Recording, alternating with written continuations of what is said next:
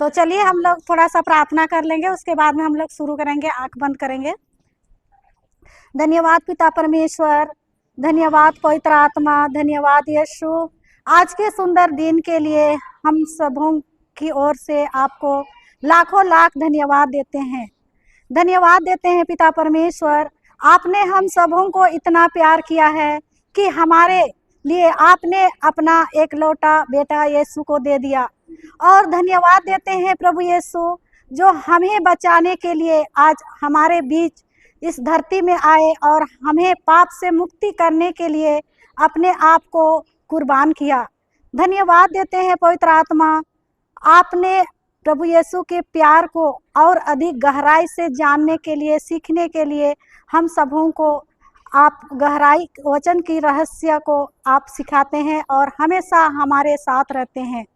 धन्यवाद देते हैं प्रभु यीशु, आज इस जगह पर आपने एक एक भाई बहनों को नाम लेकर पुकारा है और हर एक जन अपने जीवन में जो भी उद्देश्य लेके आए हैं वे आप जानते हैं, क्योंकि तू अंतर्यामी है। आज हमारे मुख से बोलने से पहले हर एक जन के हृदय को तू छूता है, जानता है। धन्यवाद देते हैं पवित्र आत्मा, आज इस जगह को, इस स्थान को आप अपने नियंत्रण में ले लीजिए और जो भी वचन का बीज गिर रहा है वे उनके सुनने के लिए कानों को खोल दे, हृदय को खोल दे, ताकि वे वचन का बीज इनके हृदय रूपी भूमि में भर भर कर और 100 गुना फल ला रहे हैं। हम लोग आत्मिक आंखों से देख रहे हैं। धन्यवाद देते हैं पवित्र आत्मा, आज हमारे द्वारा आप बातें करेंगे, क्योंकि हम लोग नहीं जानते हैं हमें कैसा वचन बोलना है, कौन वचन बोलना है, लेकिन आप हमारे मुख के द्वारा बातें करेंगे। आप अभी मैं इस शरीर को तेरे हाथों में सौंपती हो, आप हमारे हर बातों को प्रभु अपने मेरा शरीर के हर अंग को नियंत्रण में ले लीजिए और हमारे द्वारा बातें कीजिए। धन्यवाद देते हैं प्रभु, यह प्रार्थना हम आपके एक लौटे पुत्र प्रभु यीशु ख्रीस्त के नाम से मांगते हैं। आमीन, आमीन, आमीन।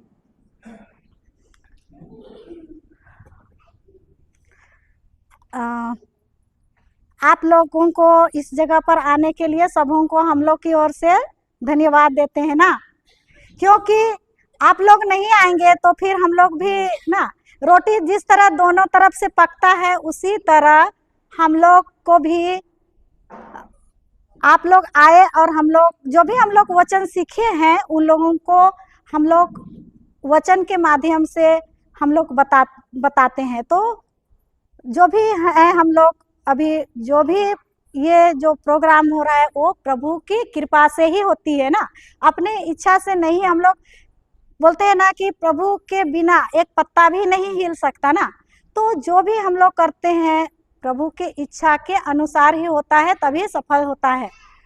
तो आज हम लोग जानेंगे कि प्रभु ने हम लोगों को इस जगह पर क्यों बुलाया है ना, हमारे जीवन में इस जगह आने का मकसद प्रभु जानता है और हर एक जन के क्या उद्देश्य है, क्या उनके जीवन में क्या समस्या है, आज प्रभु जानता है। हमारे बोलता है ना कि तुम्हारे मुख से बोलने से पहले ही मैं तुम्हारे बातों को मैं जानता हूँ ना। तो आज हमारे प्रभु अंतर्यामी है, मन की दिल की बातों को जानने वाला पिता परमेश्वर ना। तो आज हम लोग वचन से देखेंगे संत लूकस का सुसमाचार अध्याय 14 पद संख्या 16 खोलेंगे।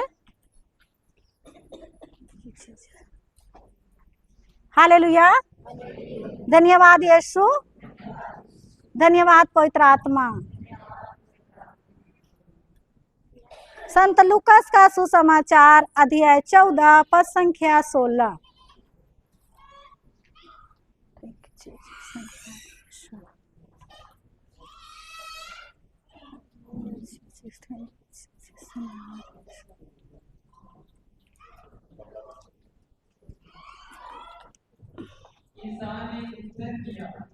ईसा ने उत्तर दिया, किसी मनुष्य ने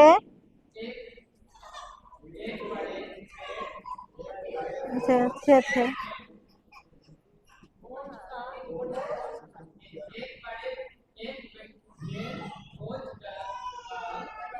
रोज कर आयोजन किया और बहुत से लोगों को निमंत्रित किया। और पढ़िए। भोजन के समय उसने अपने सेवक द्वारा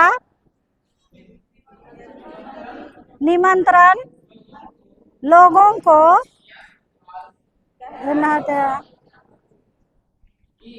कि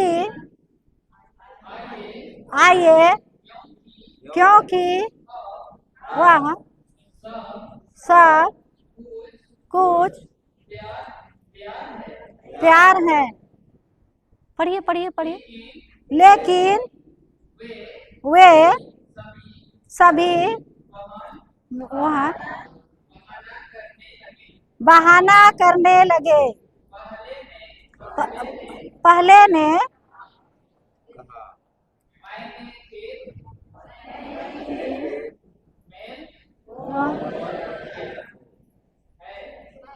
अच्छा से पढ़िए भैया, धीरे धीरे अच्छा से पढ़िए, सबको समझ में आने जैसा। क्या पढ़े उसको सबको समझ में आना चाहिए, वैसा पढ़िए। हाँ, शुरू से क्या कि समझ में आना चाहिए पाठ में क्या बोल रहा है इसको। ईसा ने उत्तर दिया, किसी मनुष्य ने एक बड़े भोज का आयोजन किया और बहुत से लोगों को निमंत्रण दिया। भोजन के समय उसने अपने सेवक द्वारा निमंत्रित लोगों को यह कहला भेजा कि आइए, क्योंकि अब सब कुछ तैयार है। लेकिन वे सभी बहाना करने लगे। पहले ने कहा, मैंने खेत मोल लिया है और मुझे उसे देखने जाना है। तुमसे मेरा निवेदन है, मेरी ओर से क्षमा मांग लेना। दूसरे ने कहा, मैंने 5 बड़े बैल खरीदे हैं और उन्हें परखने जाना है। तुमसे मेरा निवेदन है, मेरी ओर से क्षमा मांग लेना। और एक ने कहा, मैंने रहम किया है, इसीलिए मैं नहीं आ सकता। सेवक ने लौटकर यह सब स्वामी को बता दिया। तब घर के स्वामी के क्रोध होकर अपने सेवक से कहा, शीघ्र ही नगर के बाजारों और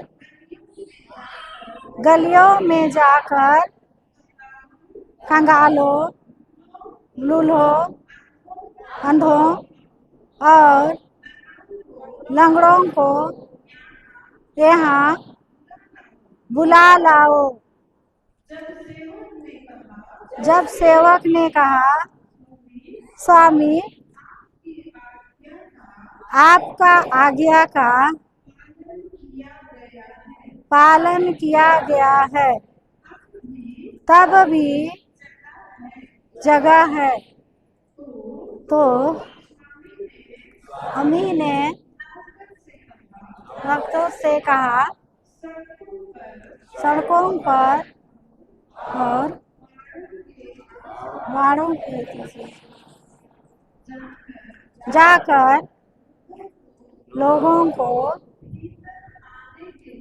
भीतर आने के लिए बाध्य करो, जिससे मेरा घर भर जाए, क्योंकि मैं तुमसे कहता हूँ, निमंत्रित लोगों में कोई भी मेरे भोजन का स्वाद नहीं ले पाएगा। बस दीदी उतना ही पढ़िए। अच्छा, ये पाठ से आप लोगों को कोई समझ में आया क्या? समझ में आया इस पाठ में क्या बताया गया है? जी, कुछ कुछ आया। कुछ आया। आने बहाना कर रहे थे खोज में। हाँ हाँ हाँ हाँ ना हाँ हाँ। तो ये पाठ हमें ये बताता है कि आज प्रभु हमें आयोजन का क्या दिया है? भोज दिया है ना। किसको दिया है? हम लोग को ना।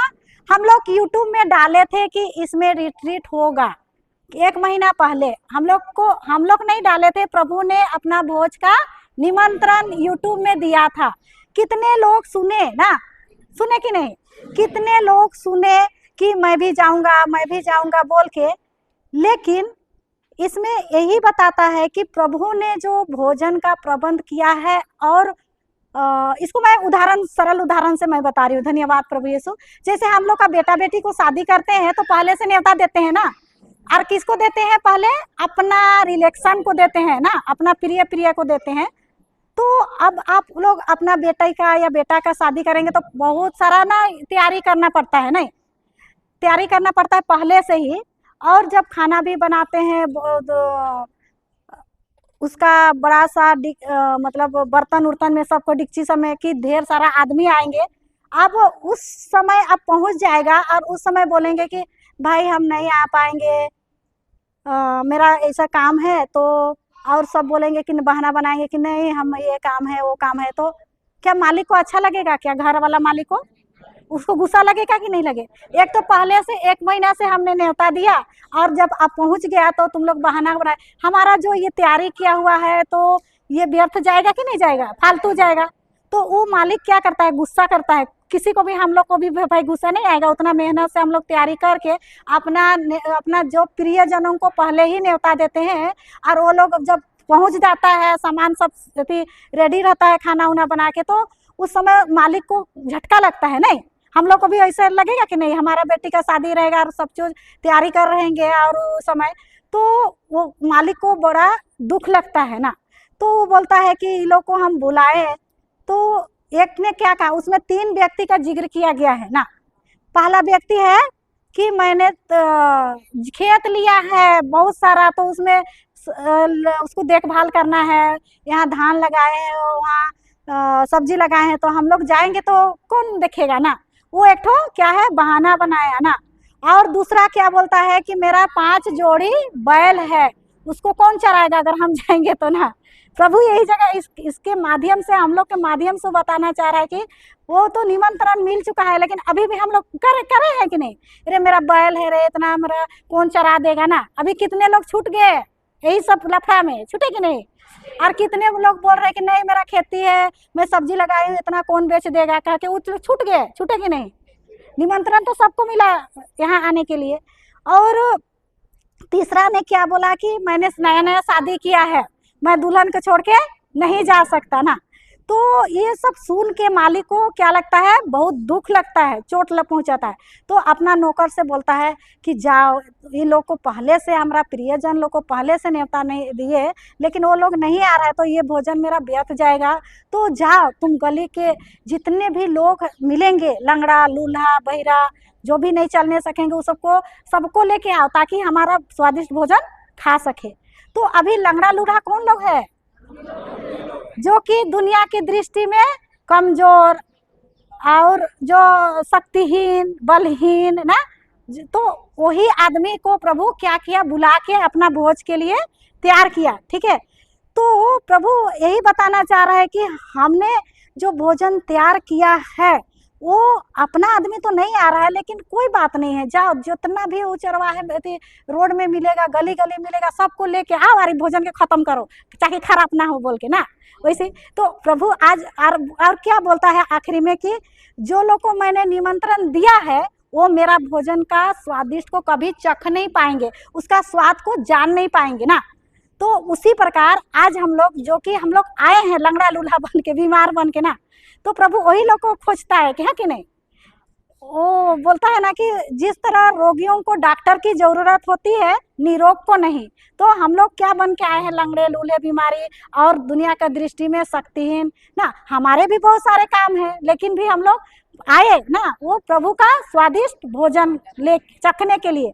तो प्रभु यही बताना चाहता है कि मेरा भोजन इतना स्वादिष्ट है कि खा के तीर्थ मतलब और खाएंगे, एकदम उसका कितना स्वाद और बढ़ते जाता है। जैसे कि कटारी का रस को चूसते हैं तो और खाएंगे, उसका स्वाद चूसते रहेंगे, उस तरह उसका स्वाद है ना।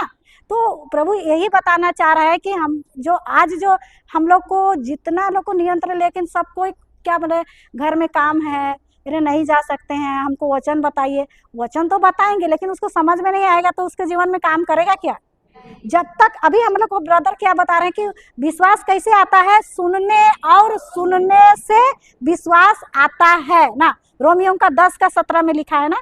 तो अगर वो लोग अभी तो बहाना बनाए, ठीक है, नहीं आए, लेकिन जब उसके जीवन में जब तकलीफ आते हैं, जब उसके जीवन में मुसीबत आते हैं, तो आओ बोलता है कि हमको वचन बताओ, हम ऐसे समस्या में है। तो अभी हम उन लोगों को वचन बताएंगे तो क्या समझ में आएगा उन लोगों को। जब तक वचन को अपने कानों से नहीं सुनेंगे, नहीं समझेंगे, तब तक वो वचन उसके जीवन में कार्य नहीं कर सकता ना, क्योंकि समझना जरूरी है ना। यही ना बता रहे हैं ब्रदर, हम लोग को वचन एक आत्मिक बीज है, वस्तु है, जिसे हम नहीं देखते हैं, लेकिन उसको समझना जरूरी है कि वचन कैसे कार्य करता है। तो अगर हम वचन बोलेंगे बिना समझे, बिना सोचे, जैसे कि हम लोग जैसे किताब सब पढ़ते हैं ना, किताब पढ़ेंगे तो वचन समझ में नहीं आता है ना, उसमें रहस्य है, उसमें पवित्र आत्मा एक एक शब्द में उसकी गहराई छिपा हुआ है। तो क्या हुआ, आदमी जो नहीं सुनेगा, नहीं समझेगा, तो वो जानेगा क्या, और उसके जीवन में वचन बोलेगा फिर भी कार्य नहीं करेगा, क्योंकि वो समझा ही नहीं है ना। इसीलिए वचन को समझना जरूरी है।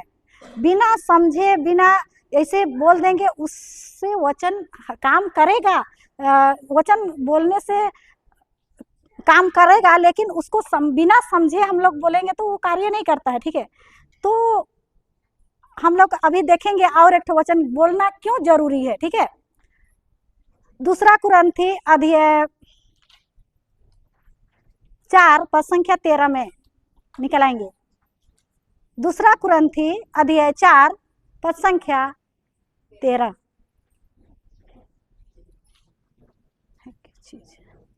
हालेलुया, धन्यवाद यीशु, धन्यवाद पवित्र आत्मा। 2 कुरिन्थी अध्याय 4 पद संख्या 13। हाँ, माइक से पढ़ेंगे, आवाज मेरा आवाज, अच्छा ठीक है, ठीक। मिल गया। जी हाँ पढ़िए तो क्या है उसमें लिखा हुआ। धर्म ग्रंथ कहता है मैंने विश्वास किया और इसीलिए मैं बोला। हम विश्वास के उसी मनोभाव से प्रेरित हैं। हम विश्वास करते हैं और इसीलिए हम बोलते हैं। बस उतने। देखिए इस वचन में क्या बोलता है कि धर्म ग्रंथ यह कहता है कि मैं विश्वास किया इसीलिए बोला ना। धर्म ग्रंथ कह रहा है कि मैंने विश्वास किया इसीलिए बोला। तो बोलना जरूरी है ना, जरूर नहीं है, और विश्वास करना भी जरूरी है। जब विश्वास करेंगे कि वचन को सुनने और सुनने से विश्वास आता है, और बोलना भी जरूरी है। अगर हम नहीं बोलेंगे और हम विश्वास कर रहे हैं तभी तो बोल रहे हैं ना वचन को। अगर हम विश्वास नहीं करेंगे तो वचन क्या बोलेंगे, क्या नहीं बोलेंगे ना। तो हम इसमें बता रहे हैं कि अगर हम विश्वास करते हैं तो वचन को बोलना है, नहीं बोलेंगे तो हमारे जीवन में कार्य कैसे करेगा ना। इसीलिए बोल रहा है कि जब हम विश्वास करते हैं तो वचन को बोलना है। जब तक हम लोग नहीं बोलेंगे वचन कार्य नहीं कर पाएगा।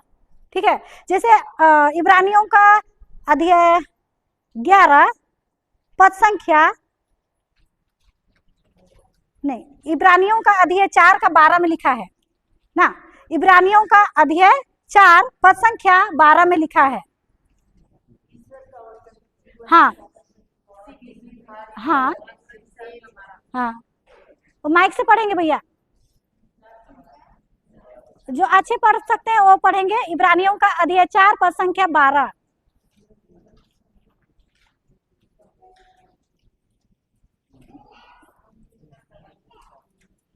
कोई अच्छा पढ़ते हैं वो पढ़िए ना थोड़ा सा।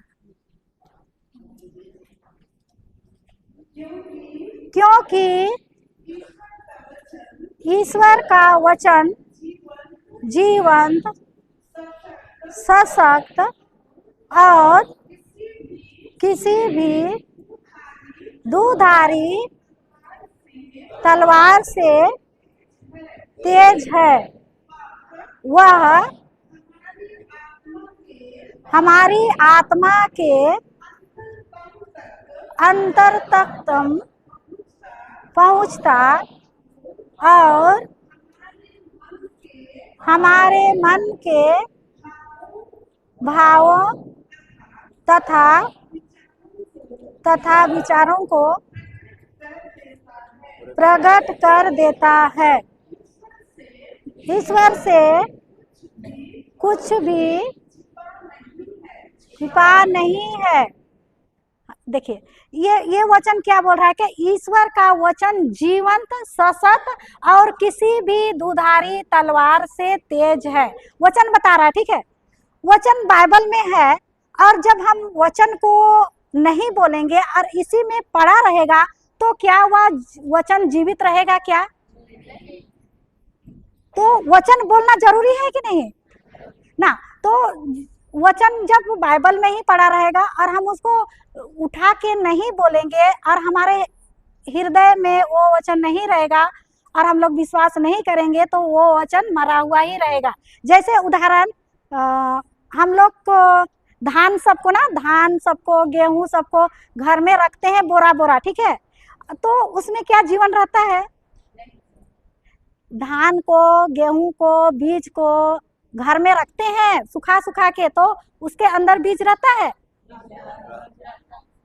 बीज घर में धान या गेहूं को।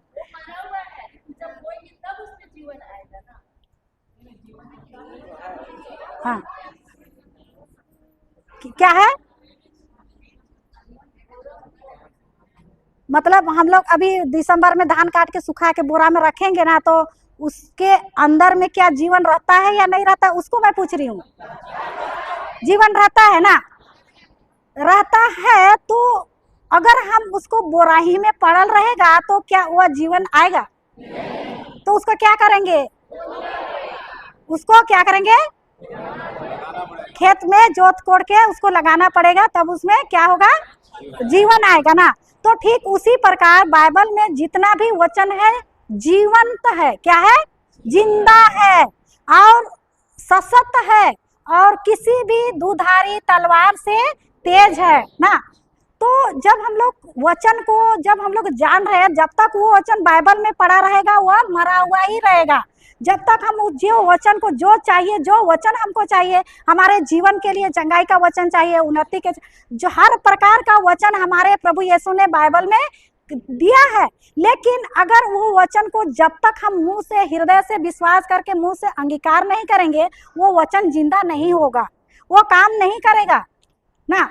और विश्वास नहीं करेंगे और वचन बोलेंगे तो होगा क्या, देखिए। तो उसी प्रकार जब तक हम लोग वचन को, जो वचन चाहिए हमारे जीवन के लिए, उसको हम लोग लेके नहीं बोलेंगे तो हमारे जीवन में वचन कार्य नहीं करेगा। हमें बोलना जरूरी है, अभी पढ़े ना, वचन बोलना जरूरी है। वचन नहीं बोलेंगे तो हमारे जीवन में जिस तरह हम लोग घर में रखे रहते हैं ना चीज को, उसी प्रकार वो जीवन तो है लेकिन वो काम, वो जिंदा नहीं रहेगा, कार्य नहीं करेगा जब तक उसको नहीं काम में लाएंगे तो ना। तो इसीलिए हम लोग को वचन, जो भी वचन है हम लोग को बोलना जरूरी है, बोल लेंगे तभी हमारे वचन जिंदा रहेगा ना। तो इसीलिए हम लोग को प्रभु यीशु बोलता है कि अगर तुम विश्वास करते हो तो वचन बोलो, अगर विश्वास नहीं करते हैं तो मत बोलिए, ये ही बोल रहा है ना। अगर हम लोग को वचन में विश्वास नहीं है तो हम लोग को नहीं बोलना है। अगर हम लोग को वचन में विश्वास करते हैं कि ये वचन जिंदा है, ये कार्य करता है, तो हमें बोलना जरूरी है ना। नहीं बोलेंगे तो कार्य नहीं करेगा। तो जैसे ये वचन बोल रहा है ना कि दुधारी तलवार, दुधारी मतलब दूध वाला तलवार की क्या तलवार समझते हैं इसे, दोनों तरफ से धारना। जैसे हमारी सांसारिक जो तलवार होती है कितने तरफ से का, एक तरफ का धार रहता है, लेकिन वचन में इतना सामर्थ्य है, इतना शक्ति है कि वो वचन जिसके लिए हम लोग बोलते हैं वो कार्य करके ही लौटता है, व्यर्थ नहीं आता है ना। तो इसीलिए वचन बोलता है कि प्रभु का वह वचन इतना सामर्थ्य है, इतना शक्ति से भरा हुआ है कि जो भी वचन बोलेंगे, जो भी कार्य के लिए हम लोग भेजते हैं तो वो कार्य करके ही आता है। जैसे हम लोग बीमार रहते हैं तो भाई के लिए हम लोग जो वचन बोलते हैं तो वो वचन जिस के लिए हम लोग वचन भेजते हैं, वचन बोलते हैं, वो कार्य करके ही वापस लौटता है।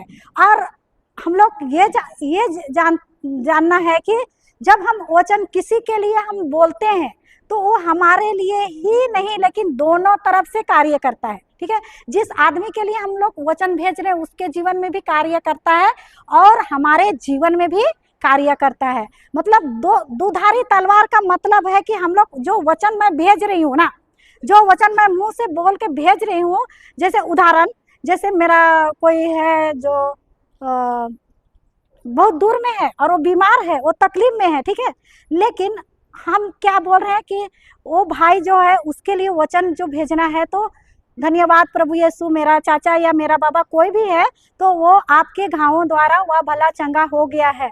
तो हम उसके लिए विश्वासपूर्ण प्रार्थना भेज रहे हैं तो वो वचन जाएगा ही, और वो मेरे हृदय से विश्वास करके मेरे मुंह से निकल के वचन जा रहा है तो वो मेरे जीवन में भी दोनों तरफ से काटते काटते वो गुद्दा को बोलता है ना, नीचे में वो है उसमें ना, जो वचन जो है ना वो गुद्दा काट के उसमें जो भी बुराई है, जो भी अति के लिए हम भेज रहे हैं वो काट के ही आएगा वापस ना।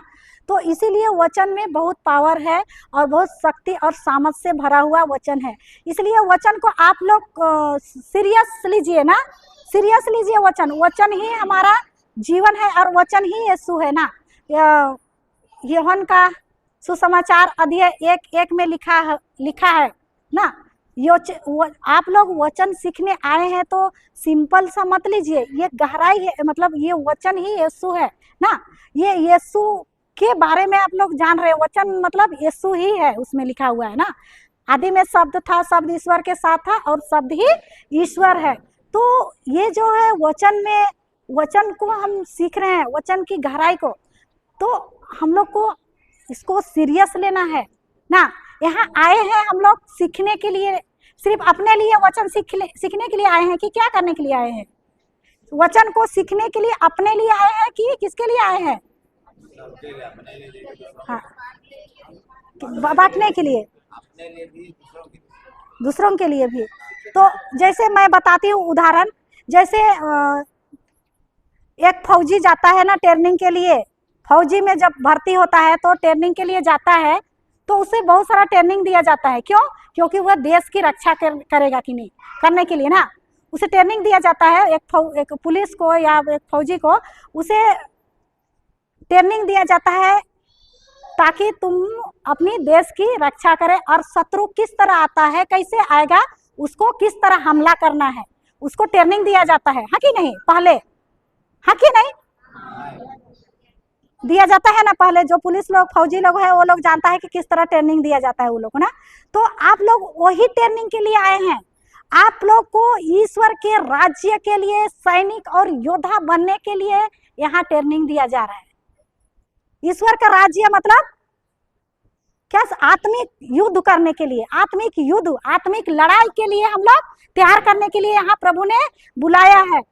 मतलब जैसे पुलिस को जिस उसके सांसारिक दुनिया में जैसे शत्रु आएगा तो किस तरह उससे हथियार चलाना है, किस तरह बंदूक चलाना है, किस तरह करने के लिए उसको ट्रेनिंग दिया जाता है सांसारिक दुनिया में।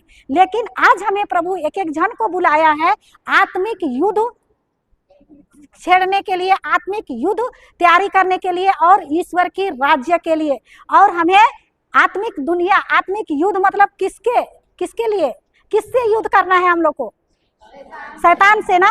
तो जब ये ट्रेनिंग दिया जा रहा है, वचन कैसे बोलना है, कैसे करना है, कैसे काम आता है, और हमारे शत्रु जब हमारे सामने आते हैं तो किस तरह वचन को घुमा के मारेंगे और किस तरह चलाना है, वो सिखाया जा रहा है। तो आप लोग ऊपरी मत लीजिए, आपको यहाँ से निकल के यही लड़ाई जाना है, लड़ना है। अगर आप लोग उतना सीरियस नहीं लिए और हाँ हम जा सीखने आए हैं थोड़ा देर के लिए, अपना परिवार के लिए हो और दूसरा जाए कुछ भी, वैसा में तो कैसे काम होगा ना। तो आप लोग निर्णय लीजिए, आप लोग क्या बोले, आप लोग लक्ष्य रखिए कि हमको युद्ध के लिए, आत्मिक दुनिया में युद्ध के लिए हमको शैतान के सामने खड़ा होना है और हमें आमने सामने उसे लड़ने के लिए हमें वचन को सीखना है। वचन एक हथियार है, एक अस्त्र शस्त्र है, उसको धारण करना है। हाँ कि नहीं? अगर आप लोग नहीं समझिएगा, तो नहीं समझ के जाएंगे तो शैतान तो आप लोग को वार करेगा ही करेगा। क्योंकि वचन तो सीखने आए हैं लेकिन समझे नहीं, और वचन को नहीं समझे हैं तो कैसे उपयोग कीजिएगा उसका ना। तो अभी आप लोग, प्रभु ने बुलाया है आप लोग को कि इसी युद्ध क्षेत्र के लिए हम लोग को तैयार करने के लिए ना। हाँ कि नहीं? आत्मिक युद्ध के लिए, रोज भी शैतान के सामने, मनुष्य के सामने खड़ा नहीं होना है, बल्कि किसके सामने खड़ा है? शैतान से डरते हैं क्या? क्यों नहीं डरते हैं? हारा हुआ है, गिरा हुआ है, हारा हुआ है। वचन नहीं जानेंगे तो डरेंगे ना। लेकिन शैतान का क्या शरीर है क्या? शरीर भी नहीं है उसका, लेकिन हम लोग पहले डरते थे ना। लेकिन अब हम लोग वचन जान रहे हैं, हम लोग को डरना है क्या? क्या करना है? युद्ध के लिए खड़ा होना है ना। तो अगर हम लोग उससे युद्ध करने के लिए खड़ा होंगे तो हमारे पास उसके किस तरह हम लोग को गोली चलाना है, किस तरह वचन बोलना है, किस तरह, अगर वो आएगा ही आएगा, वो नहीं आएगा तो सवाल ही नहीं उठता है। अभी यहाँ से जाएंगे ना तो वो, ये प्रभु यीशु को लिया ना, उसका परीक्षा लिया था, हमारा परीक्षा नहीं लेगा क्या? वो लेगा ना। वो प्रभु था, उसका परीक्षा लिया तो हमारे भी वो लेगा। और यहाँ से जाएंगे कभी कभी के तो यहीं से परीक्षा होगा ना। हम लोग जब छत्तीसगढ़ में गए थे ना तो वहीं से हम लोग का भी परीक्षा हुआ था ना। लेकिन हम लोग को सिखाया गया था कि हम लोग ऐसे ही बैठे थे, हम तो सबसे पीछे बैठी थी क्योंकि मैं पहले डरती थी, मैं भी डरपोक थी ना, तो इसलिए मैं आगे नहीं आती थी, मैं सबसे पीछे बेंच में बैठती थी। और बराबर वचन बताया जाता था, उसको कान लगा के सुनती थी, नोट बनाती थी कि ये आदमी क्या बोल रहा है, क्योंकि वचन मुझे पहली बार सुनने को मिला था और इतना सामर्थ है, इतना शक्तिशाली था, उसको पता ही नहीं था। इसीलिए पता नहीं था, इसीलिए मैं शैतान से पिटाई खाई, मार खाई ना। दुनिया के चारों कोना में मैं घूमी लेकिन प्रभु का क्या बोलते हैं, चंगाई नहीं पाई। मेरे में भी बहुत सारे बीमारी थी, बहुत तरह परिवार में समस्या था। तो हम लोग वचन देखिए यहाँ इस हम लोग ना एक तरफ हम लोग प्रभु को केवल जानते हैं ना, प्रभु को जानते, एक तरफ प्रभु है, एक तरफ उसका वचन है ना। लेकिन हम लोग सिर्फ प्रभु को जानते थे ना, केवल गिरजा आना, प्रार्थना करना और ये परम प्रसाद करना, ये यही केवल जानते थे। लेकिन उसका वचन क्या बोलता है, उसका गहराई क्या है, उसका किस तरह हमें क्या क्या प्रभु ने हमें अधिकार दिया है, किस तरह हमें वचन में जीना है, ये सबको हम लोग नहीं जानते थे, जिसके कारण हम लोग मार खाते थे ना। और बीमार आता था तो हम लोग एक दूसरे के पास मदद के लिए जाते थे ना। लेकिन जब हम लोग वचन सीखे तो हम लोग को सब चीज जानकारी मिला कि प्रभु यीशु ने हमारे लिए सब कुछ करके दिया है, एकदम सरल और आसान तरीका से।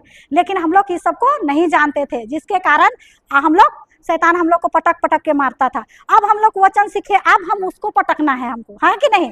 हाँ, अब उसका समय गया अब ना। आज हम लोग आए हैं युद्ध के लिए, आत्मिक युद्ध की तैयारी के लिए ना। अब हमें युद्ध ऐसे अस्त्र शस्त्र वचन का धारण करना है कि शैतान देख के ही हमसे डरे ना, वैसे हम लोग को तैयारी करना है। हम इसीलिए आप लोग वचन सीखना है, सीरियस लीजिए ना, वचन को लिखिए, जो मेन पॉइंट है ना उसको लिखिए। वो हम लोग को युद्ध के लिए उतरना है मैदान में ना, वो भी शैतान के साथ। अगर आप लोग वो वचन को गहराई से नहीं लीजिएगा तो आपको पटकेगा वो ना। इसीलिए हम लोग को अभी जो भी ब्रदर लोग जो भी वचन बताया जा रहा है उसको सीरियस लीजिए। ये हम लोग को युद्ध के लिए जाना है, कोई मामूली बात नहीं है ना। हाँ कि नहीं? हम लोग हाँ डरवा दे रहे नहीं है, हम लोग हिम्मत दे रहे हैं कि हमको एकदम मजबूत से खड़ा होना है ना। डरवाने डराने का क्या बात है, उसका क्या वो तो डरा हुआ ही है। लेकिन वो क्या, जब हम लोग डरते हैं ना तो वो और डराता है, और डरवाता है। अगर हम लोग ये भी नहीं जानते हैं कि हम लोग कौन है ना, हम अगर आप नहीं जानिएगा कि मैं कौन हूँ, वो आप अपने बारे नहीं जानिएगा तो डराएगा वो हारा हुआ आत्मा है, फिर भी आपको डराएगा। अगर आप जानिएगा कि मैं ईश्वर का संतान हूँ, मेरे लिए प्रभु यीशु ने विजय, सारे संसार से विजय प्राप्त किया है और हमारे जीवन में विजय का मोहर लगाया है, ये जानिएगा तब आप खड़े हो पाएंगे उसके सामने। अरे तुम जा वो चींटी के बराबर भी नहीं है वो। लेकिन ये जानना जरूरी है कि प्रभु यीशु ने मेरे लिए क्रूस में क्या किया है ना। अगर क्या किया है अगर हम लोग नहीं जानेंगे तो वो तो डरवा भी करेगा, वो नहीं डरा, वो तो उसका काम है। लेकिन हमारा जीवन को छू नहीं पाएगा। लेकिन हम ही लोग उसको क्या देते हैं, जगह देते हैं कि नहीं देते? ठीक है, इसको हम लोग एक वचन से देखेंगे, वचन निकालेंगे। पहला कुरिन्थी अध्याय 3 पद संख्या 16। हालेलुया, धन्यवाद यीशु, धन्यवाद पवित्र आत्मा।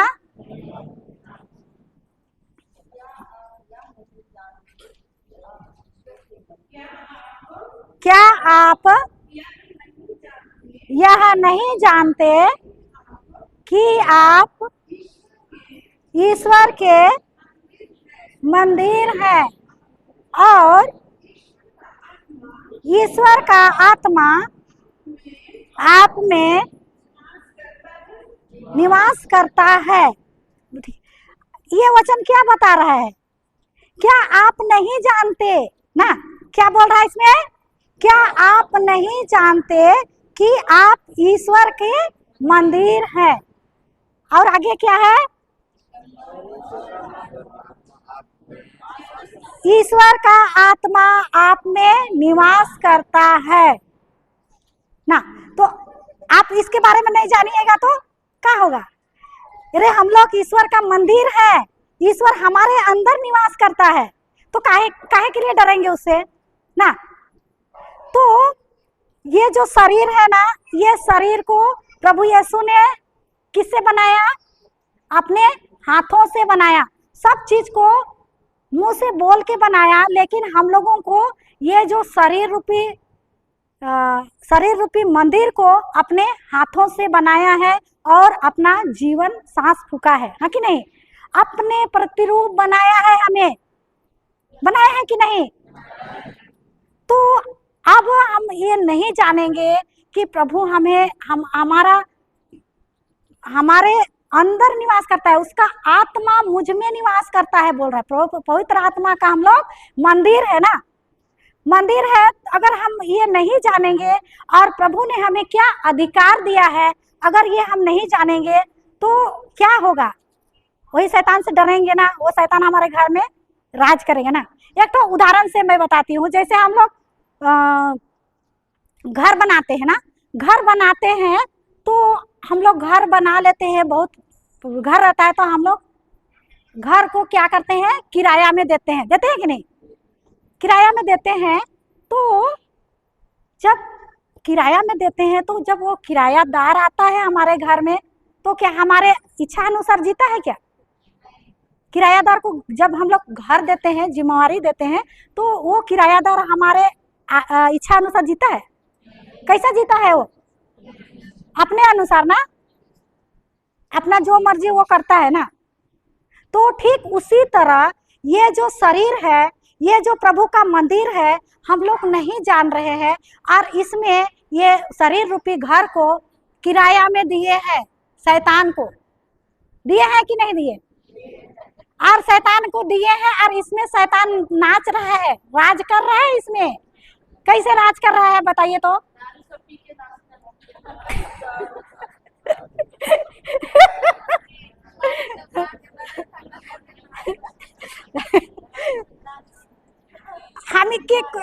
हम लोग नहीं, ये शरीर हमारा मंदिर है, यीशु का मंदिर है, इसमें निवास करता है, उसको हम लोग नहीं जान रहे हैं। और इसी घर को किसको दिए हैं? किराया में, भाड़ा में शैतान को दिए हैं। तो वो आएगा कि नहीं आएगा बोलिए तो वो ना क्या क्या लेके आएगा बताइए? वो बीमारी को लेके आएगा, चिंता को लेके आएगा, डर के लेके आएगा, और लड़ाई झगड़ा को लेके आएगा, दारू को भी लेके आएगा, लाएगा कि नहीं? हाँ, तो ये सब क्या हमारा किराया घर में क्या कर रहा है? नाच रहा है, नाच रहा है। हमारे घर में शांति है क्या? आत्मा में शांति है? कूड़ा कचरा भर दिया है कि नहीं? अच्छा, इसको किसने किराया में दिया है? हम लोग ने दिया है कि नहीं? आओ मेरा घर खाली है, आ जाओ मेरा किराया में रह लो बोल के हम ही लोग मुंह खोल के उसको आने के लिए आज्ञा दिए है। तो वो आएगा जून? नहीं आएगा क्या? हाँ, तो वही किए है आज। इसीलिए तो हमारा जीवन में बीमारी है, तकलीफ है, चिंता है, डर है, और हर प्रकार की बीमारी लेके हमारा जो हृदय रूपी शरीर में, पवित्र रूपी मंदिर में वो क्या कर रहा है? नाच रहा है, राज कर रहा है। और हम लोग बोलते हैं कि मेरा घर में ऐसा, मेरा जीवन में हमारा शांति नहीं है, हमारा जीवन में उन्नति नहीं है। तो ये क्यों नहीं हो रहा है? किसको? प्रभु को जगह देंगे तभी ना होगा ये। हम लोग प्रभु का जगह देने के जगह हम लोग कोई पराया को दिए हैं कि नहीं? तो अब जब हम जान जाते हैं कि प्रभु ने मुझे क्या अधिकार दिया है, तो अब हम उसी अधिकार को लेके, अब मालिक बोलेगा, घर का मालिक बोलेगा कि अरे अरे नहीं नहीं नहीं नहीं, ये तो मेरा घर है, इस घर में तुम काहे किराया में दिए? निकल निकल निकल बोलेगा तो वो निकलेगा कि नहीं निकलेगा? जब मालिक बोलेगा कि ये मेरा घर है, किराया दिए हैं लेकिन वो हम नहीं जान रहे थे, लेकिन अभी जो किराया में है ना, अभी निकलो, अभी के अभी खाली करो घर, तो किराया वाला खाली करेगा कि नहीं करेगा? तो ठीक उसी तरह अभी हमको जो अधिकार का पता चल रहा है, अधिकार मिला है, और अगर हम जान गए तो उसी प्रकार हम शैतान को अभी तुरंत हम लोग उसको अपने जीवन से, अपना हृदय रूपी मंदिर से बाहर फेंक सकते हैं। फेंक सकते हैं कि नहीं? क्या बोलेंगे उस समय? हाँ, वचन बोलेंगे। तो वचन अब आप वचन ही नहीं जानेंगे तो क्या अधिकार लेके बोलेंगे? वचन शैतान भी जानता है, हमसे ज्यादा जानता है वचन। हाँ, जानता है कि नहीं? तो अब ऐसी परिस्थिति में जब हम लोग जान जाते हैं, रे बाप रे, ये घर तो मेरा है, ये हृदय तो यीशु का मंदिर है, वचन सीखे ना कि पहला कुरिन्थी 3:16 कि क्या आप नहीं जानते कि आप ईश्वर का मंदिर है और ईश्वर आप में निवास करता है? तो आप ये जान गए तो क्या मेरा अंदर में जो निवास कर रहा है, उसको भाड़ा में दिए हैं, उसको किराया में दिए हैं, उसको अभी अधिकार से निकालना है कि नहीं निकालना है? तो अब ये जानकारी मिल गया तो वो उसके लिए कौन सा वचन बोलेंगे कि वो निकलेगा? है?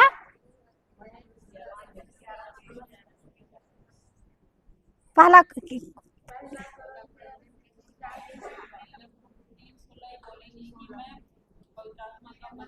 हाँ नहीं, मार्कुस 11:23 का अधिकार लेके बोलना है। हाँ बोलना है। हाँ ये वचन मालूम हो गया कि नहीं? अभी ये वचन हमको मालूम हो गया तो अभी हमको कान चिचड़ के निकलाएंगे कि नहीं निकलाएंगे उसको, कि मेरे उतना दिन तो मैं नहीं जान रही थी ना, इसीलिए मेरा जीवन में तू राज कर रहा है। आप मैं जान गई कि मैं किसका मंदिर हूँ? ईश्वर का मंदिर हूँ। मेरे शरीर पर तेरा कोई अधिकार नहीं है। पहला कुरिन्थी अध्याय नहीं, हाँ पहला कुरिन्थी 12:27 ना। हाँ ये वाला वचन निकालिए तो, पहला कुरिन्थी अध्याय 12 पद संख्या 27। देखिए यही सब तो हम लोग सीखने आए हैं, उसको हराना है। तो वचन हम लोग नहीं जानेंगे तो वो हम नहीं जानेंगे तो हम लोग लड़ नहीं पाएंगे ना, वचन से हम लोग को लड़ना है ना। हाँ तो वो निकालिए और पढ़िए जिसको मिल गया वो। इसी तरह आप सब मिलकर मसीह के शरीर है और आप में से एक अंग है। हम बस उतना ही। ये वचन क्या बोल रहा है कि आप लोग यीशु के शरीर हैं और उसके अंग है ना। ये जाने कि नहीं? पहले तो नहीं जान रहे थे ना, अब हमें जान गए कि हम जो है ना यीशु के शरीर है ना, यीशु के शरीर है और उसके अंग है। तो अब जो ये शरीर है ना, अब इसको किसी को नहीं जगह देना है, सिर्फ यीशु का जगह है। ठीक है, यीशु का जगह है, क्योंकि प्रभु ने इस शरीर को खरीद लिया है कि नहीं है? क्या कीमत चुकाया है इसके लिए? हाँ तो ये शरीर का कीमत को प्रभु ने अपना अनमोल लहू दे के, अपना प्राण दे के इस शरीर का कीमत को चुकाया है। अगर हम लोग ये नहीं जान रहे हैं तो वो तो आएगा ही ना। तो अगर हम लोग ये नहीं जानते हैं कि ये शरीर का मोल कितना है, तो हम लोग ये शरीर पर मेरा खुद का अधिकार नहीं है क्या? इस शरीर का सिर्फ प्रभु का अधिकार है इसमें रहने का, मेरा पर भी नहीं अधिकार है ना। इसका कीमत प्रभु ने क्रूस में चुकाया है, हमें जान देकर लहू देकर वो खरीदा गया है, हम लोग खरीदे गए हैं ना। तो ये जब हम लोग नहीं जानते हैं इसीलिए वो हमको डराता है। जब ये जानेंगे तो क्या शैतान ने मेरे लिए क्या किया है? कुछ किया है और उसे हम डरते हैं? क्या प्रूफ दिखाइए शैतान मेरे लिए क्या किया है? तो फिर डरते क्यों है आप लोग? वचन नहीं जानने के कारण ना। तो मेरे प्रभु ने उतना महान कार्य किया है, मैं प्रभु के बारे में नहीं जानेंगे क्रूस में मेरे लिए क्या किया है, उसको अगर हम लोग नहीं जानेंगे तो वो तो डरा भी करेगा, लेकिन वो डरावाता है कुत्ता की तरह ना। लेकिन हम ही लोग उसको क्या करते हैं, ये सब हम लोग नहीं जानने के कारण वो हमें क्या कराता है? डराता है ना। तो अभी हम लोग को यही सबको सीखना है कि प्रभु ने मेरे लिए क्या किया है ना। जब जानेंगे तभी ना उससे मुंह तोड़ जवाब देंगे वचन से ना। तो इसीलिए मैं बोल रही हूँ कि अभी जो आए हैं ना, ये बहुत कीमती समय है। अभी हमें युद्ध क्षेत्र में जाना है अभी ना, और अभी भी हम लोग आ चुके हैं, घुस चुके हैं रणभूमि में ना। वो लेगा ही परीक्षा, लेकिन हम लोग को परीक्षा में खड़ा होने के लिए हम लोग को अस्त्र शस्त्र धारण करना ही है। बिना अस्त्र, मान ले जाए एक तो जैसे उदाहरण मैं बताती हूँ, जैसे वो पुलिस रहता है जैसे हम लोग, तो क्या चोर उसके घर में घुस सकता है क्या? क्यों नहीं घुसेगा?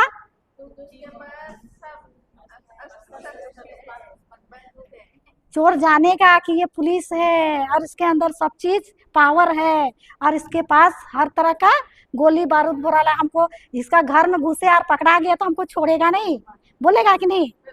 तो उसी प्रकार हम लोग जो युद्ध क्षेत्र में उतरे हैं प्रभु के राज्य में कार्य करने के लिए, वो जानना चाहिए उसको कि हम ये जो इसके घर है, इसका परिवार है, ये तो आत्मिक अस्त्र शस्त्र धारण की हुई है। अगर हम इसका जीवन में, अगर इसका परिवार को भी आंख उठा के देखें तो ये छोड़ने वाली नहीं है, ऐसा सोचेगा कि नहीं? और दूर से ही भागेगा वो।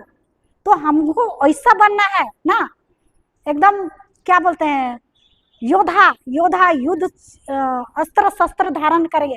अगर हम लोग वचन को हमारे हृदय रूपी अस्त्र शस्त्र को धारण नहीं कर रहेंगे तो वो घुसेगा ही घुसेगा ना। तो हम लोग को उसको उसके लिए पहले से तैयारी करना है कि उस समय आएगा उस समय तैयारी करना है। हाँ, पहले से। जैसे हम लोग बरसात आने से पहले हम लोग घर की मरम्मत करते हैं ताकि पानी ना चुए ना, पहले से। और हम लोग को मालूम है कि बरसात आएगी ही आएगी ना, मालूम रहता है कि नहीं। और पहले से हम लोग उसके अच्छा तरह से हम लोग तैयारी करके रखते हैं ना। तो ठीक उसी तरह वो हम लोग जो यहाँ जो आए हैं ना, तो युद्ध क्षेत्र में हम आए हैं तो शैतान आएगा कि है हमारा दुश्मन, हमसे लड़ने के लिए आएगा ही आएगा। लेकिन आने से पहले हम लोग को पहले से ही तैयारी रखना है, नहीं कि वो आएगा तो हमें वो नहीं, हम लोग को नहीं पता कि किधर से वो आएगा, कैसे आएगा, किस तरह आएगा, उसको हम लोग मालूम रहता है क्या? पहले नहीं रहता है। लेकिन हम लोग को पहले से ही उसका तैयारी करके रखना है कि कैसो भी आएगा, अगर हमारा जीवन में आएगा तो हम उससे नहीं डरेंगे। डरेंगे क्या? हमारे अंदर सब चीज भरा हुआ रहेगा ना, हमारा हृदय में वचन भरा हुआ। हमें जब विपत्ति आएगा तो आप में वचन भरा रहेगा, तो वो पवित्र आत्मा आप लोग को बताएगा कि देखो, वो आत्मा से वो बातें करेगा वचन के माध्यम से कि ये समस्या है, ये वचन बोलो, ये समस्या हो, ये वचन बोलो, वो अपने आएगा। तो जब इसमें हमारे अंदर में वचन ही रहेगा तो हम लोग को तो मार खाना ही पड़ेगा ना। तो इसीलिए हम लोग को यहाँ आए हैं तो वचन को, जो रहस्य को जो बताया जाता है, उसको हम लोग को ध्यान से सुनना है और इसका जाके सीमित नहीं रहना है, इसका उपयोग करना है ना कि रखना है कि अपने तक रखना है क्या। हमको प्रभु ने बचाया है तो दूसरों को भी बचाएंगे ना, है कि नहीं। अभी जितने भी हम लोग आए हैं, हम लोग का जीवन में बड़ी बड़ी समस्या, बड़ी बड़ी चुनौतियां हैं, हम लोग उसको पार करके आए हैं प्रभु के वचन के माध्यम से, इसीलिए हम लोग की जगह खड़े हैं, है कि नहीं। तो आप लोग यहाँ बैठे हैं, आप लोग को भी यहाँ आना है कि नहीं आना है? आना है ना। तो हम लोग को वही जगह बैठे नहीं रहना है, अपने जीवन के बारे में ना केवल सिर्फ सोचना नहीं है। और लोग कितने लोग हैं जो इसी समस्या में बझे हैं, वो लोग वचन को नहीं जान रहे, प्रभु को नहीं जान रहे, उन लोगों को भी बचाना है, उन लोगों को भी छुड़ाना है कि नहीं। कि सिर्फ अपने प्रभु आया था इस दुनिया में केवल अकेले के लिए आया था क्या? वो सारे मानव जाति की मुक्ति के लिए, सिर्फ हमारे ईसाई भाई बहनों के लिए ही नहीं आया था ना, वे सारे मानव जाति, चाहे वो प्रभु यीशु को नहीं भी जानते थे, वो लोग भी वो लोग के लिए भी प्रभु आया था ना। तो उसी तरह प्रभु यीशु ने हम लोगों को इस जगह पर बुलाया है, ये इसका योजना है प्रभु का, हम लोगों को बुलाया है। अभी जगह जगह जाके अगल बगल देखना है कि अरे उसका जीवन, अभी शैतान नाच रहा है, वो अपना जीवन को किराया में दिया है, तो उसको हम लोग को वचन बताएंगे कि प्रभु ने मेरे लिए क्या किया है। तो उसको भी हम जब बताएंगे तभी ना वो समझेगा ना। तो अब हम सीख के जा रहे हैं, तो उसको भी, वो तकलीफ में है, वो समस्या में, बीमार में है, तो भाई ऐसा वचन बोलते हैं, ऐसा प्रभु यीशु ने हमारे लिए ये किया है, हमको मालूम है। उसको अपने तक ही सीमित नहीं रखना है, दूसरों को भी छुड़ाना है, नहीं है कि नहीं। तो ये सीखने के लिए हम लोग आए हैं। तो इसीलिए हम लोग को वचन को ध्यान देना बहुत जरूरी है। जब हम लोग ध्यान नहीं देंगे, समझेंगे नहीं तो हमारे वचन को शैतान चुरा के ले जाएगा ना। तो वो हमेशा तैयार रहता है कि हमारे जीवन में शैतान को तकलीफ नहीं होता है यहाँ बैठने के लिए, हम लोग को तकलीफ नहीं, शैतान को कोई तकलीफ नहीं होता है यहाँ बैठने के लिए। लेकिन तकलीफ तब होता है जब वो वचन को हम लोग निर्णय लेते हैं, हम लोग सोचते हैं कि हमें जो यहाँ पर आए हैं, हम यहाँ से जाके हम हर एक भाई बहनों को वचन के माध्यम से छुड़ाएंगे। जब हम लोग ये निर्णय लेते हैं तब शैतान के राज्य में हलबली मचने लगता है, नहीं तो ऐसे बैठ के आने से उसको कुछ फर्क नहीं पड़ता है कि नहीं। फर्क तब होता है जब हम वचन को सीख के, समझ के, जब उसके अनुसार हम जीने का निर्णय लेते हैं ना, तब उसके राज्य में, शैतान के राज्य में खलबली आता है। जब खलबली आता है तो आपके जीवन में बहुत सारे समस्या आएंगे। क्यों? क्योंकि अब जो वो शैतान जानता है कि जब ये वचन सीखी है ना, तो हमारे राज्य से एक एक चुन के ये परमेश्वर के राज्य में ले जाने वाली है। जैसे उदाहरण, ये टीम एक तरफ है, मैं उदाहरण के लिए बता रही हूँ, ये शैतान का टीम है, ये यीशु का टीम है, ठीक है। आप लोग यीशु का वचन को जाने समझे अधिकार क्या दिया है, तो क्या आप लोग इन लोगों को अपने टीम में नहीं ले जाएंगे? क्या ले जाएंगे ना। ये शैतान का टीम है, आप लोग यीशु का टीम है। तो आपको वचन का अधिकार आप लोगों को सीख लिए, आप लोग को मालूम हो गया, तो क्या ये लोग को ऐसे ही छोड़ देंगे? इधर लाएंगे कि नहीं लाएंगे? खींच खींच के लाना है कि नहीं? तो ठीक उसी तरह ये लोग शैतान का सरदार जो है ना, उसको अकबकी लगेगा कि नहीं? अरे बाप रे, ये लोग तो मेरा टीम को सबको इधर ले जा रहे हैं, मेरा तो कुछ भी नहीं बचेगा, है कि नहीं? तो उसके हृदय में क्या मचेगा? हलबली मचेगा कि मेरा बच्चे लोग को तो ये अपना टीम में ले जा रहा है। तो इसीलिए हमारे जीवन में जब वचन सीखते हैं और उसके अनुसार चलने का निर्णय लेते हैं, तब वह और हम लोग वो छोड़ेगा नहीं हम लोग को। यहाँ से आप यहाँ आएंगे तो क्या वो पीछा छोड़ेगा? क्या नहीं छोड़ेगा। वो और वो बोल फेंकेगा और समस्या देगा और विपत्ति देगा, और ऐसा विपत्ति देगा कि अपने लोगों के ही खिलाफ खड़ा कर देगा ना।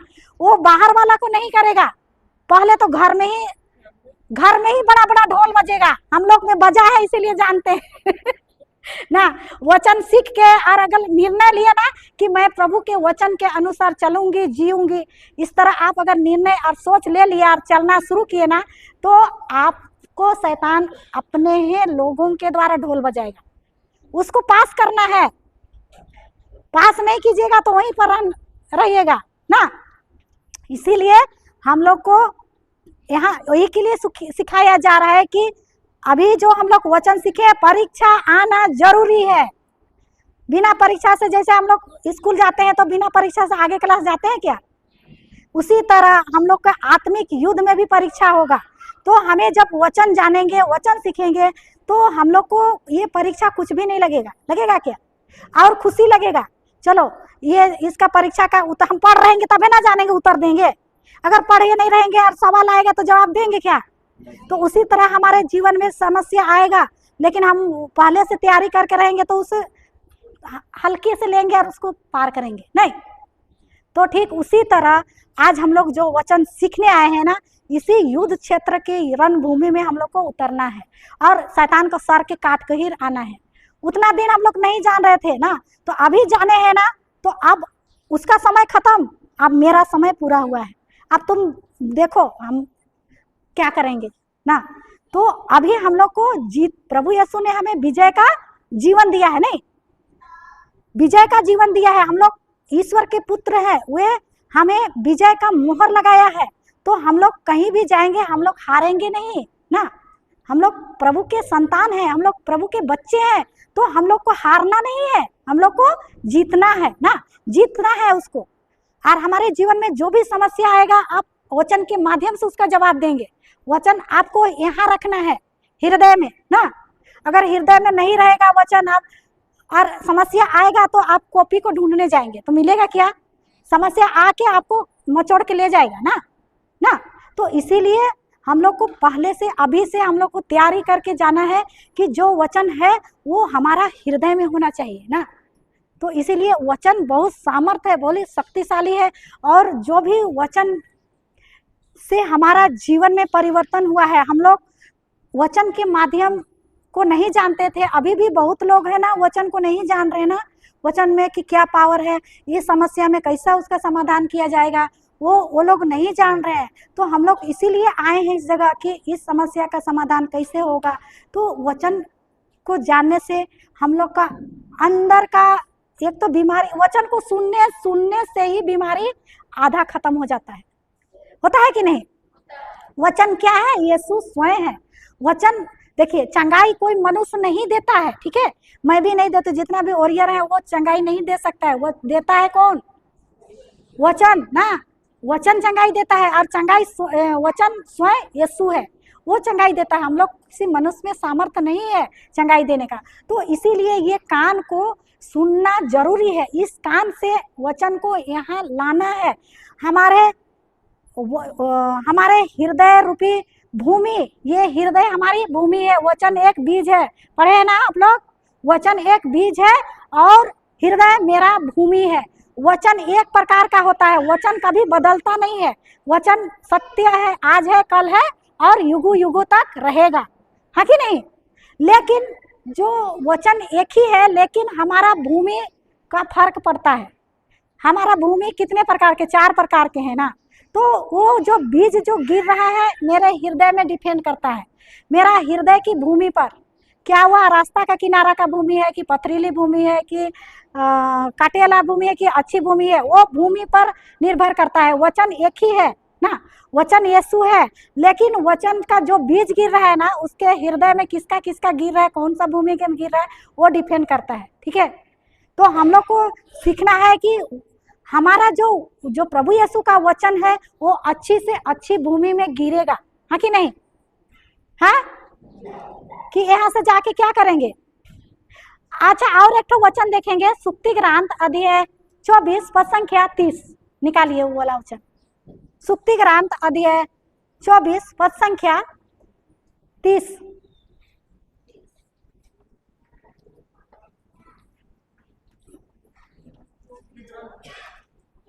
चौबीस सुक्ति ग्रंथ नीति वचन अध्याय 24 पद संख्या 30।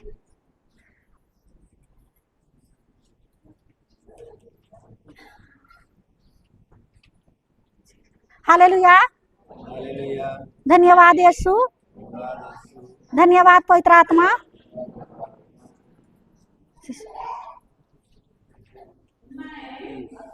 मैं आलसी के खेत के सामने से निकला, उस मनुष्य की दाख बारी के सामने से जो मूर्ख है। और आगे पढ़िए। मैंने देखा कि आंखें सब जगह पर उग गए, भूमि जंगली पौधों से घी है और पत्थरों की दीवार घिस गई है। बस इतना ही। अच्छा, ये वचन क्या बता रहा है कि जब मैं मूर्ख के खेत से होकर गुजरा ना, ऐसे लिखा हुआ है ना, क्या लिखा हुआ है, आलसी के खेत से मैं निकला ना। और पढ़िए एक बार, आलसी के खेत से मैं निकला ना। हाँ, आलसी के खेत के सामने से निकला, उस मनुष्य की दाख बारी के सामने से जो मूर्ख है। मैंने देखा कि कांटे सब जगह पर उग गए, भूमि जंगली पौधों से घटी है और पत्थरों की दीवार घिस गई है। ठीक है, उतना ही। तो ये वचन क्या बोल रहा है कि आलसी के खेत में, ठीक है, मैं उदाहरण बता रही हूँ वचन का। अभी जो वचन का बीज गिर रहा है यहाँ पर, ठीक है, बीज खरीद के ले गए, बीज खरीद के दुकान से लेते हैं कि नहीं, बीज एक ही प्रकार का रहता है, लेकिन आपने उस बीज को अपना बारी में लगाया कि नहीं, सब कोई लगा रहे हैं अपना हृदय रूपी भूमि में ना। तो अभी हम बारी में लगाते हैं और उसको लगा तो लिए, उसको ना तो खाद दे रहे हैं, ना तो पानी दे रहे हैं, ना तो उसको देखभाल नहीं कर रहे हैं, तो और ना ही उसको बाउंड्री कर रहे हैं ना, तो उसमें क्या होगा,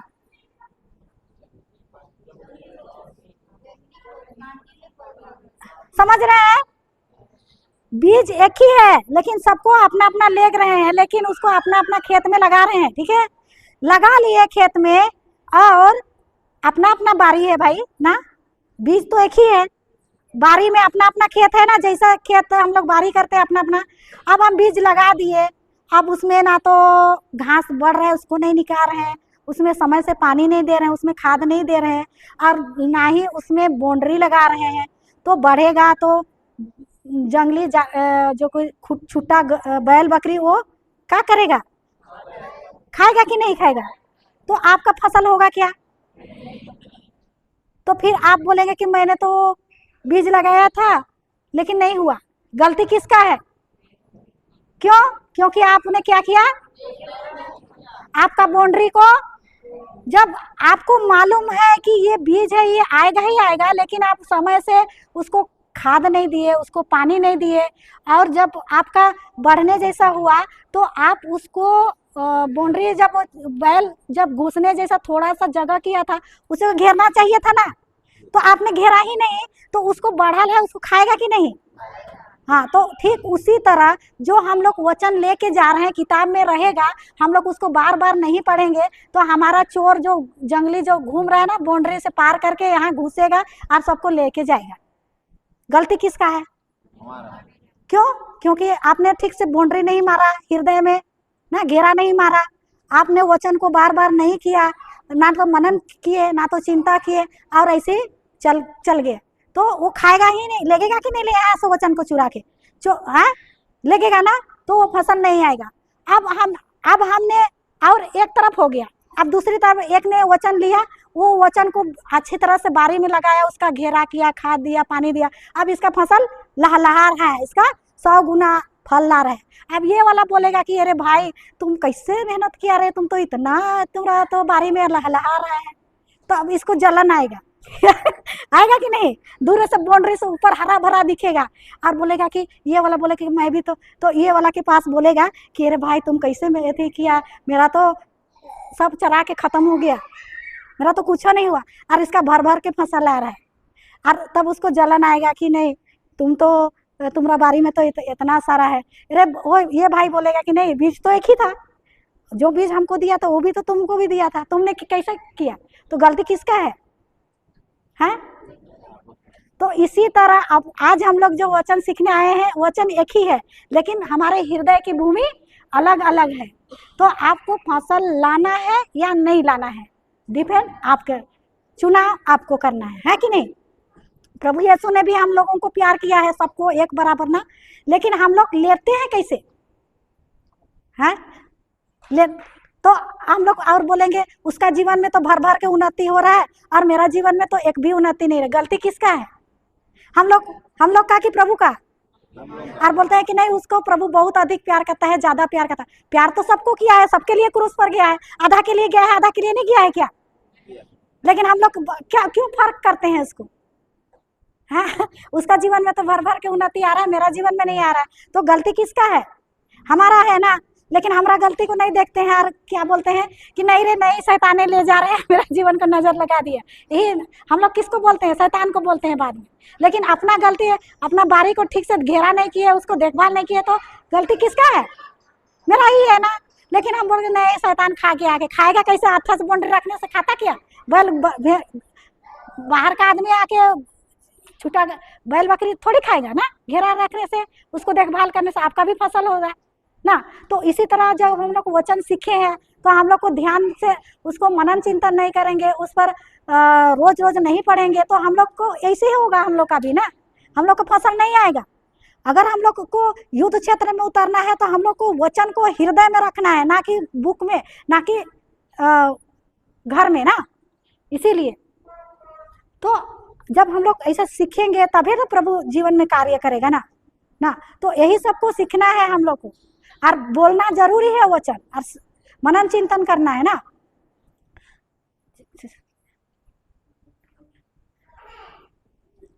तो आप लोग इसीलिए जो भी यहाँ पर खड़े होकर वचन बताया जाता है आपका कान खड़ा होना चाहिए, ये जो कान है ये कान से सुनकर इधर नहीं निकालना है बाहर, यहाँ डायरेक्ट यहाँ लाना है ना।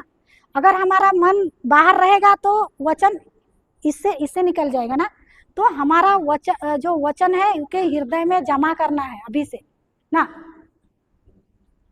ठीक है, तो मैं इतना ही करती हूँ, अंतिम प्रार्थना करते हैं। धन्यवाद पिता परमेश्वर, धन्यवाद पवित्र आत्मा, धन्यवाद यीशु आज के सुंदर दिन के लिए। प्रभु आज हमने जो भी हमारे सिस्टर ब्रदर लोग जो भी वचन दे रहे हैं, आज ये लोग हम लोग आत्मिक आंखों से देख रहे हैं कि ये लोगों के जीवन में वचन आज हृदय रूपी भूमि में, अच्छी भूमि में गिर रहे हैं। और ये वचन को सीख के सुन के आज अपने तक ही नहीं बल्कि आज जितने भी अगल बगल भाई बहन लोग हैं वे लोगों के पास जाकर वचन को बताएंगे और सिखाएंगे और उनके जीवन में भी फसल लाएंगे।